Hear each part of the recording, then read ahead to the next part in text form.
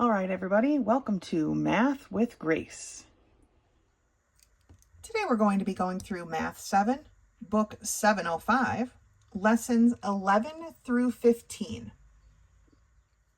Lesson 11 begins on page 44, and it's titled Calculating Increase and Decrease. This is just a story problem. Most of these will be story problems of some sort. The price of regular gasoline in January was $1.85. Nice. It increased 12% by April. What was the price of gasoline in April? Well, there's a couple different ways to figure this out, but we're going to start with the basic way. What is 12% of 185? That is the story problem. What is 12% of $1.85? Okay. And so to figure that out, we're going to change our 12% to a decimal, 0.12, and multiply. The increase is 22 cents.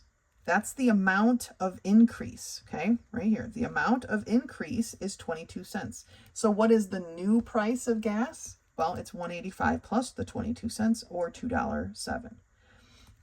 So they're asking two questions here. So we kind of have to do these problems what I would call the long way. When we're looking for the amount of increase, we have to do these problems the long way. Eventually, maybe they won't ask for the amount of increase, and we can do it the short way. And I'll teach you the short way, which is right over here. And we'll do that in a minute. But for now, we got to do them the long way because they want to know how much is it increasing, okay? So looking at the problems here on page 45, it says, for problems of increase or decrease, you found the amount of the increase or the decrease by multiplying the percent by the original number. If the amount is an increase, we add it to the original number. If the amount is a decrease, we subtract it from the original. So number one, Richard's height last year was 64 inches tall. His height increased 4% this year. What is the amount of increase? And it says rounded to the nearest whole inch. Okay, so what is 4% of 64 inches? That's what we're looking for. How do I make 4% a decimal to actually use it in this problem? Well, I'm going to move my decimal place over 2 spots and fill this in with a 0 and then multiply, right? So 0.04 times 64. So I have 0.04 times 64 is equal to 2.56. Now, they're asking us rounded to the nearest whole inch. So I'm rounding a 2 based on a 5. And that 5 is going to bump the 2 up. So the amount of increase is 3 inches. Unit of measure, okay, inches. We abbreviate it IN. Okay. If he increased approximately, because 2.5 inches, 3 inches, not the same thing, right? But approximately 3 inches, how tall is he now? Well, that's going to be 64 plus the 3 inches where he started and how much taller he's gotten.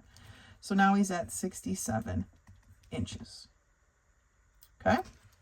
For number 2, it says the original price was $1.29. The price increased. So again, we have an increase here. And when we start doing a lot of increase and decrease, I like to put arrows because that tells me which way I need to go. 15%. So what is the amount of increase? Well, what is 15% of $1.29? Okay, how do I write 15 as a decimal to use in this problem? We're going to move our decimal place 2 places to the left. So 0.15 times $1.29. 0.15 times 1.29 equals 0.1935. Okay, now it says rounded to the nearest cent. We started with dollars, so technically our answer right now is $0.1935. To the nearest cent tells me I'm rounding this 9 based on a 3, so nothing is going to change. So it's increased $0.19. If it's increased 19 cents, what is the new price? So $1.29 plus 0.19, or if you want to stack it this way, to make it easier, right? 9 plus 9 is 18. 1 plus 2 plus 1 is 4. So $1.48 is the new price. Okay, now for this next chunk down here, 3 through 6, all they're looking for is the final answer, the new thing, the new price, the new height, the new whatever. So we can actually do this in a little bit of a shorter method. You could do it exactly the same. 50% of 36, you could figure out what the increase would be and then add, right? Just watch out. This is more, so it's an increase, decrease. Less than is a decrease, right? But the easier way is to do it this method, which tells me I want the whole thing plus the percentage times the item. So 50% more than 36, it's asking what is the whole item plus 50%. Okay, so 1.50 of 336. Okay, so an increase of 50% is the same as 1.50, because the 1 tells me I want all of the 36 and 50% more. Right, so if we do that on our calculator, we get 1.5 times 36, we get 54, a number larger than 36 because it's an increase. And that's our answer. So for the decrease, you might be wondering, oh, well, how do I do a decrease in this same method? And unfortunately, you can't use the same method when we're talking about a decrease, okay? We're talking about a decrease here. The decrease tells me that I'm not getting 25%, right? They're taking 25% of this away, okay? So now it's kind of like a sale at the store, right? Your favorite shoes are on sale. They're 25% off. There's a 25% decrease. But remember when I told you, when we're talking about percentages, our number is always a 100%. So if we aren't going to pay the 25%, then what are we going to pay?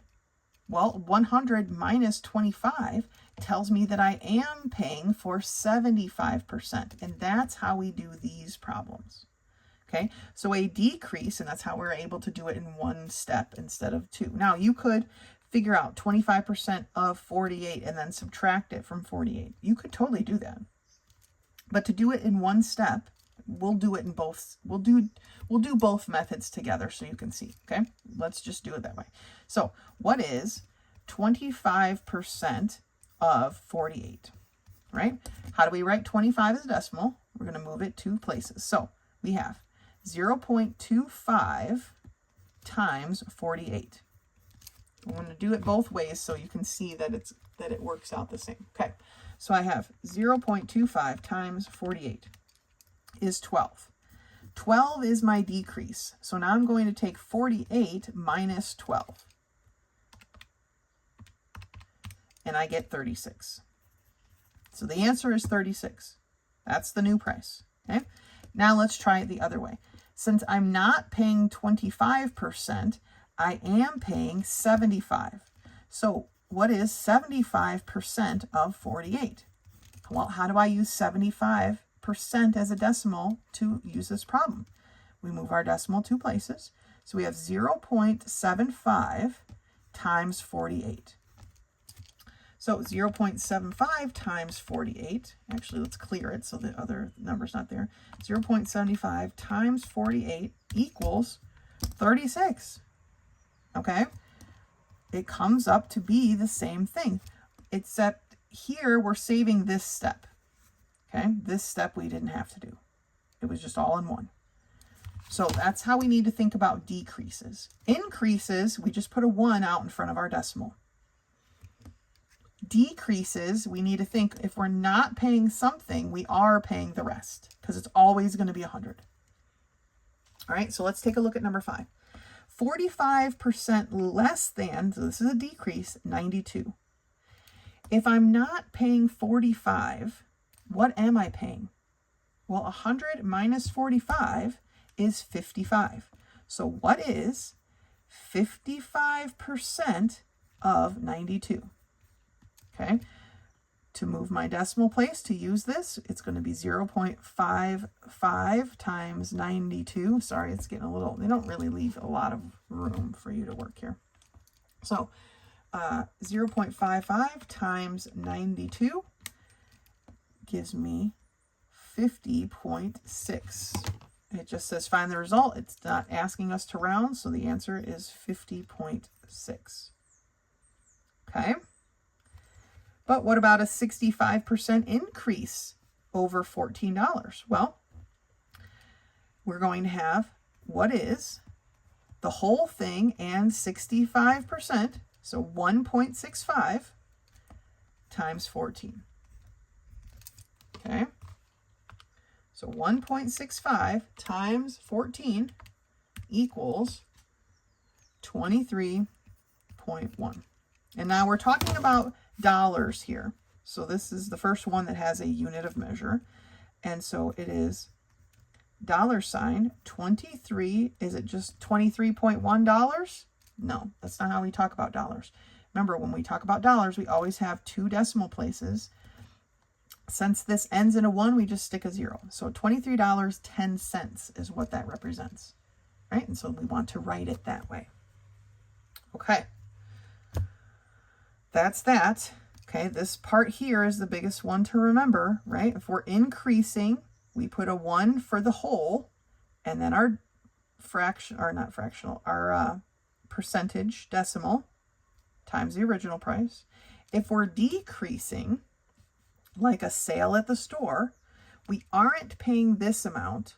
So what are we paying? We're not paying, in this case, 25%, but then we are definitely paying for the other 75%. Okay, percentages are always out of 100.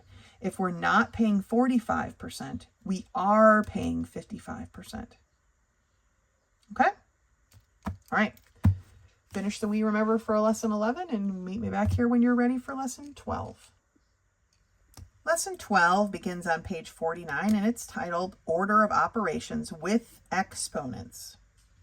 It says here, when simplifying expressions, follow the order of operations. And maybe you've learned it this way. Please excuse my dear Aunt Sally. I think there's another one out there. I don't know what it is. But that's the one that I typically learn. So please excuse my dear Aunt Sally. Multiplication and division go from left to right. There isn't one better than the other. Same with addition and subtraction. We go from left to right. One is not better than the other. But we always start with the items inside of parentheses. And then we work our way down. Exponents shares a space with square roots because these are the same thing. Okay, square roots and exponents are the exact same thing. It's just that square roots are fractional exponents. Okay, and you'll learn that in a couple of years. There's nothing to worry about there. So please excuse my dear Aunt Sally. Let's turn the page and do some of these. So here we are at the top of page 50, and we're also dealing with exponents, right?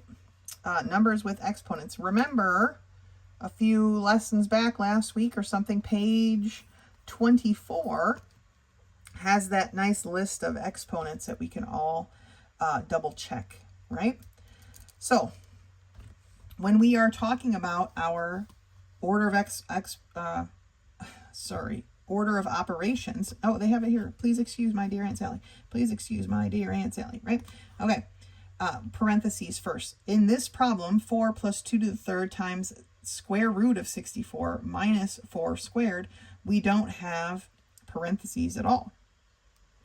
But what we do have are exponents and square roots, okay?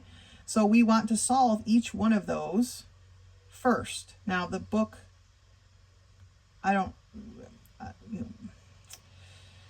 usually if I would put this symbol, it would be because I'm combining all of those things. That's not what they did, but they had to solve each one. So 2 to the third power is 8. The square root of 64 is 8. 4 squared is 16. Don't forget the signs that belong to them. Stay the same. Once you're at this level, 4 plus 8 times 8 minus 16, now we go back to our order of operations. In this equation here, or expression, I have a plus, a times, and a minus. Well, the multiplication comes before the adding and subtracting. So that part needs to be done first. And so now we've got the little bracket that says, this is what I'm doing. 8 times 8 is 64. Now we just have adding and subtracting. So 4 plus 64 is 68. 68 minus 16 is 52. Okay? We're just following our order of operations here. There are a bunch of examples, so we're going to work through them. I'm going to show you how I mark these to have them be followed through. I don't like having to rewrite these over and over again. I feel like errors occur, so I am not going to do that if I don't have to. But the first thing I do need to take care of in letter or 1A here is these exponents, right? 7 squared is 49 times 3 squared, or 3 times 3, which is 9.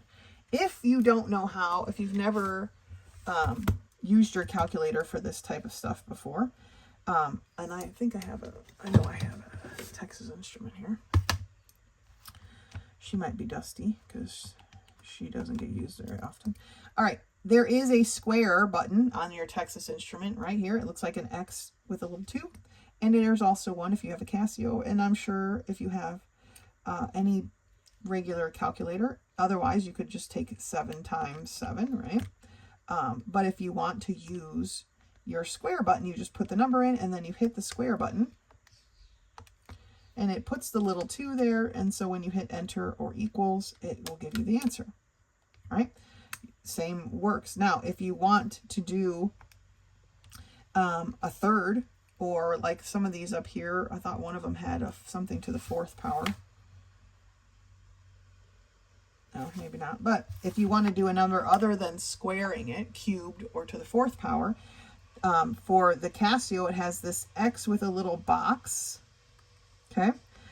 For the Texas Instrument, it's got this, I call it a caret. It's kind of like a little arrow-ish kind of thing pointing up, or like the roof of a house. So on your Casio, if you wanted 2 to the 3rd power here, part B, right? You would put 2, you would hit this X with a box, and it actually puts the little caret there. And then you would hit it, put the 3 in, because that's how many you want, and you close your parentheses, and you would see that it's 8. Over here on your Texas Instrument, you would hit the 2 and your little caret, and then put the 3. Okay, well, we don't need to close parentheses that time. 2 to the 3rd power, that's what that represents. And you hit enter and you get 8. Okay, so that's how you do those on a calculator. I keep the Texas Instrument there, but it's not my favorite. Okay, moving on. We have, oh, I guess I need this still. Turned it off, but we have 49 times 9 for problem 1A. 49 times 9 is 441. Now, some of you might be thinking, oh, I can do that whole problem. I can just type that whole thing in on my calculator. And you know what? You're right. Any of these, you could type the whole thing in on your calculator. But the problem is 9 times out of 10, no offense, don't be offended, you will make an error. Because there's a lot going on. So while, yes, we are going to use our calculator, we're going to save that till we absolutely need to, so that we have less errors. Okay? So that being said, we have 2 pieces here. We have an exponent and we have a parentheses. Parentheses always go first. And the book examples showed us rewriting and rewriting and rewriting, right? I don't really like to do that. So if it's just a simple parenthesis, sometimes I'll just put this little symbol here. It says, what is 9 minus 4? It is 5. So now I have 2 to the 3rd power times 5. Okay? 2 to the 3rd power is 8. So then I have 8 times 5. 8 times 5 is 40. Okay. For letter C, I have 5 plus 8 times the square root of 9 minus 5 squared. Okay, so I want to take care of these two things first. They are my exponents and my square roots. So I have 5 plus 8 times the square root of 9. Now, I'm going to show you on your calculator how to do a square root too, in case you don't know them. Square root of 9 is 3, right? If you're not sure, there is here a square root button on the Texas Instrument. It is typically hidden, so not hidden, but see your x squared here? It's right underneath the x squared because these are opposites of each other, so they put them together. On this Casio, it has its own button here. So you're going to hit that, and you can see the little square root symbol in a parentheses. If you put the 9 in and close your parentheses, it will tell you it's 3. On this one, you actually have to hit the second button because it's blue, and then the x squared, and then put your 9 in, close your parentheses, and you get your answer there as well. Okay? Okay. So the square root of 9 is 3. Minus 5 squared. 5 times 5 is 25. All right.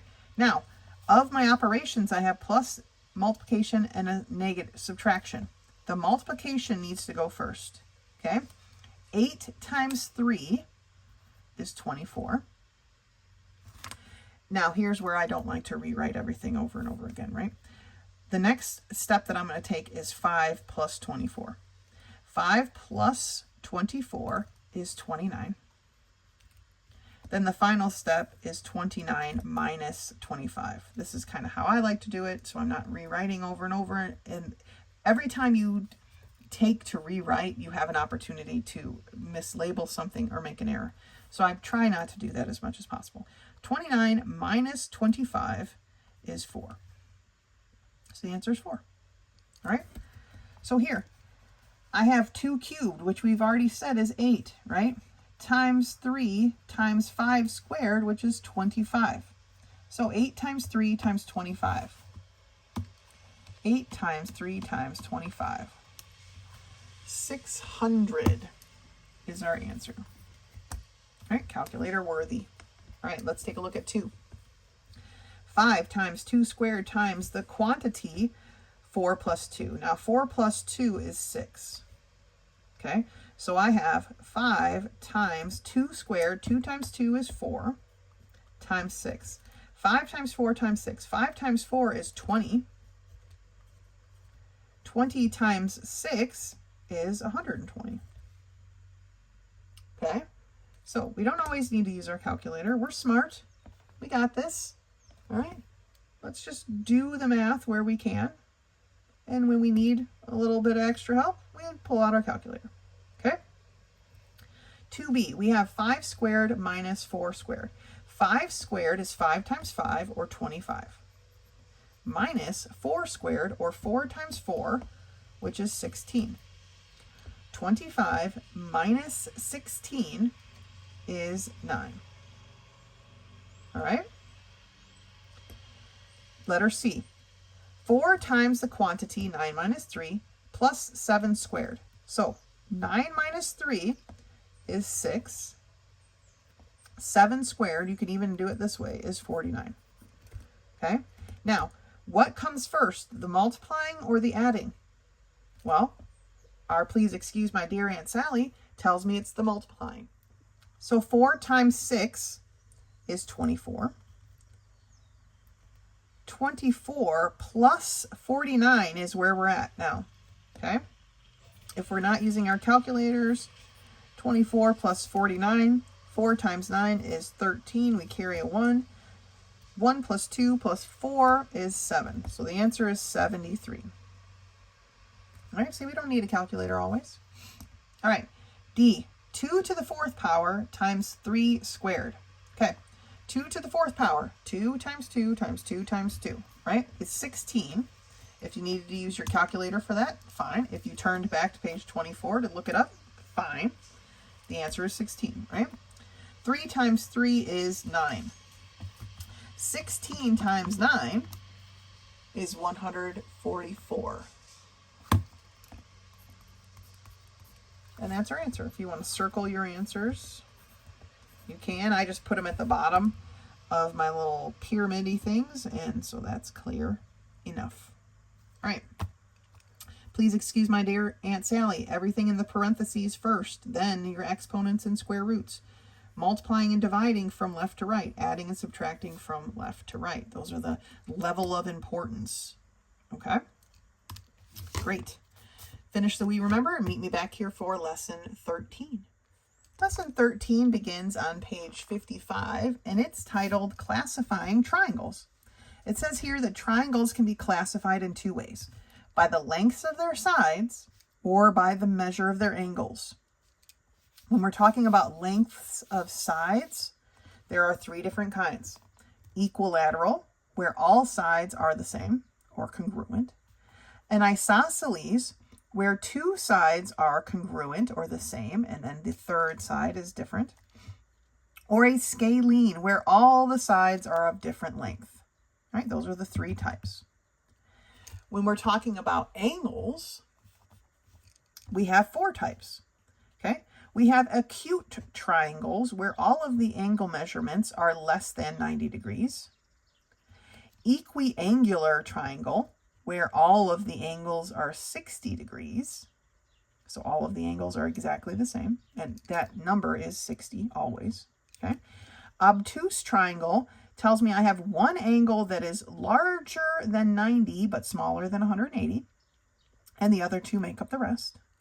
And then I have a right angle, where one angle is 90 degrees. Now remember, all the angles in a triangle added together is 180 degrees. We learned that a couple of weeks ago, right? So that's how these things are separated out. Now, one thing to note is if you have an equilateral triangle, you also have an equiangular triangle. Those two things are exactly the same. We're classifying it by different information, but they are the exact same thing. It takes one to make the other. Okay? Let's turn the page. So here at the top of page 56, they want us to match each kind of triangle with its definition. So I'm going to read the definitions first. That's just how I like to do it. And then we'll match up. So 2 congruent sides, 3 congruent sides, 3 congruent angles, 3 congruent sides, 1 obtuse angle, no congruent sides, 3 acute angles, 1 90-degree angle. Okay, so angle, angle, angle, angle. All right, equiangular triangle. So we're talking about the angles, and equiangular is 3 congruent angles, so that's letter B.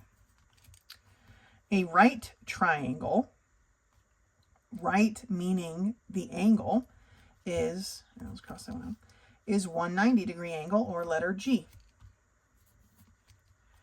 An acute triangle, again, acute is describing the measure of the angles, tells me I have 3 acute angles, so letter F. An obtuse triangle, remember obtuse is talking about the angle measurements, tells me I have 1 obtuse angle, so letter D. Equilateral tells me that all the sides are the same, so 3 congruent sides, letter C. And isosceles tell me that 2 sides are the same, so 2 congruent sides, or letter A. And a scalene tells me that none of the sides are the same, so letter E. Okay, so now they want us to classify for 8 and 9 this triangle based on the length of its sides. These 2 check marks match these 2 check marks. That tells me that those 2 sides are the same. This one only has 1 check mark, so it's different. A triangle with 2 sides that are the same is an isosceles triangle. And I am terrible at spelling that word, but it's literally right there, so nice. Classifying this by its angles, I have 2 angles that are the same and 1 that is separate. Okay, so if I have 2 angles that are the same, that doesn't tell me anything, but looking at the measure of the angles tells me this is less than 90, this is less than 90, and this is less than 90. So this is an acute triangle. Okay? All right.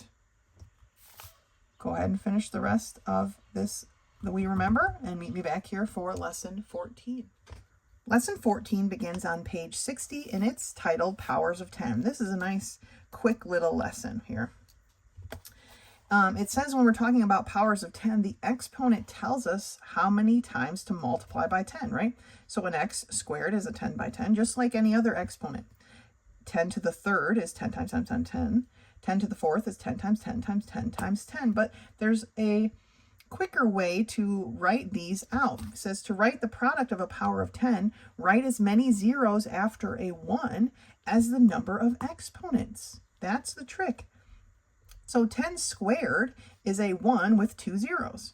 10 to the third power is a 1 with 3 zeros. 10 to the fourth is a 1 with 4 zeros, and so on and so forth, forever and ever. Amen. So, and it says here, this only works with a base 10, right? That is the true statement. So a 10 to the fifth power is a 1 with 5 zeros. So 1, 2, 3, 4, 5 zeros. 10 to the fourth is a 1 with 4 zeros. 10 to the third is a 1 with 3 zeros. And 10 squared is a 1 with 2 zeros. 10 to the 10th is a 1 with 10 stinking zeros. So 1, 2, 3, 4, 5, 6, 7, 8, 9, 10 zeros. And 10 to the 12th is a 1 with 12 zeros. So 1, 2, 3, 4, 5, 6, 8, 9, 10, 11, 12. Okay, now going backwards, to write this as a power of 10, we put a 10 and we count up the number of zeros. 1, 2, 3, 4, 5. So 10 to the fifth power. We have 10 to the 1, 2, 3, 4, 5, 6, 7, 8, 9. Ninth power. And for this one, we have a 10 to the how many zeros? 1, 2, 3, 4, 5, 6, seventh power. Okay? Piece of cake, right? That's a 1 with how many zeros behind it? In this case, 12. In this case, 3. We counted up our zeros. So we have 10 to the whatever number of zeros we have, right? This lesson's great. All right, that's it. Finish the We Remember. Meet me back here when you're ready for lesson 15. Lesson 15 begins on page 64, and it's titled Converting Between Kilograms and Pounds. United States, we use pounds. Many other countries use kilograms. 1 kilogram is about 2.2 pounds. And remember, we do these a little bit differently than the book. If we start with 35 kilograms, we're going to multiply that by our conversion where kilograms are down here. So 2.2, or sorry,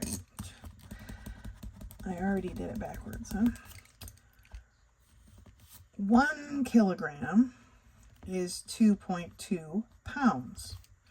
So our kilograms cancel and we multiply. When we divide by 1, remember, we can just forget that part. So it's going to be 35 times 2.2 pounds. And that's about 77 pounds. And when going from pounds to kilograms, we're starting with pounds and we're multiplying that by the conversion where the pounds are in the bottom and the kilograms are in the top. So my pounds will cancel and I'm going to have 60 kilograms divided by 2.2. Okay, and we end up with 27 kilograms. So let's do these conversions together. So starting out, number 1, we have 25 kilograms. And our conversion, remember, is that 1 kilogram is equal to 2.2 pounds. And I like to write it right there so I can see it while I'm working. So here's my fraction. I want my kilograms in the bottom and my pounds at the top. Now my kilograms are going to cancel, and when I multiply across, I'm going to end up with 25 times 2.2 pounds, basically divided by 1, so we don't need to worry about that. So I have 25 times 2.2 tells me I have 55. I don't know if you guys can see it this way or it's too much shade or shadow. Anyway, 55 pounds. Okay, For number 2, I'm going from kilograms again to pounds. So I have 42 kilograms times the fraction. Remember, kilograms in the bottom, 1 kilogram, and then the 2.2 pounds in the numerator. Okay, my kilograms cancel, and when I multiply across, I have 42 times 2.2 pounds divided by 1, which we're not going to worry about. So 42 times 2.2 equals 92.4 pounds. They want us to round to the nearest whole pound or whole kilogram. So I'm rounding a 2 based on a 4, so it's going to not change. So 92 pounds. Now for number 3, I'm going from pounds to kilograms. So I have 88 pounds. And my conversion factor, then I need my pounds in the denominator. So 2.2 pounds and my 1 kilogram in the numerator. My pounds cancel this time, and when I multiply across, I end up with 88 kilograms divided by, this time my 2.2 is down there, right? Before it was just a 1, so we didn't worry about it, but this time we actually have to divide. So 88 divided by 2.2 equals 40 kilograms. So the answer is 40. For number 7, I have 75 pounds times my conversion factor with my 2.2 pounds in the denominator and my 1 kilogram in the numerator. Okay? Remember, whatever I'm given, I'm putting in the bottom. The other part goes in the top. So when I multiply across, I get 75 kilograms divided by 2.2. 75 divided by 2.2 is 34.0909 repeating, right? But they want the whole pound or whole kilogram, so I'm rounding a 4 based on a 0, so that's not going to change. So it's just 34 kilograms. All right, number 5, story problem time. Sally received a letter from an old school friend who now lives in Canada. Betty wrote that she and her family had dug 150 kilograms of potatoes. How many pounds of potatoes was this? I'm starting with 150 kilograms. So when I set up my conversion, kilograms is going to go in the bottom. And that's 1 kilogram to 2.2 pounds, right? My kilograms cancel and I multiply across. So it's 150 times 2.2 lbs, pounds, divided by 1, which we're not going to worry about. So 150 times 2.2 is going to be 330 pounds of potatoes. That's a lot of potatoes. A lot. Wow. Okay, 330 pounds of potatoes is what they dug up. Make sure you include your unit of measure. Here, they included it for you. So even though I wrote it everywhere except for this one, right? They included it for you here. But they're not doing it here, so you need to make sure you write your unit of measure. And it's going to be the one that doesn't cancel, right? You're given kilograms, your kilograms go in the denominator. If you're given pounds, your pounds go in the denominator for your conversion. That way they cancel out and you're left with what you actually want. All right. Okay. Like I said, with these conversions, we're doing them this specific way because they're just going to keep building. Eventually, we're going to be doing more than one conversion at a time. All right.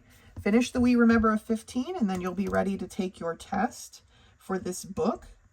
As always, if you have any questions, do not hesitate to contact me. Otherwise, until next time.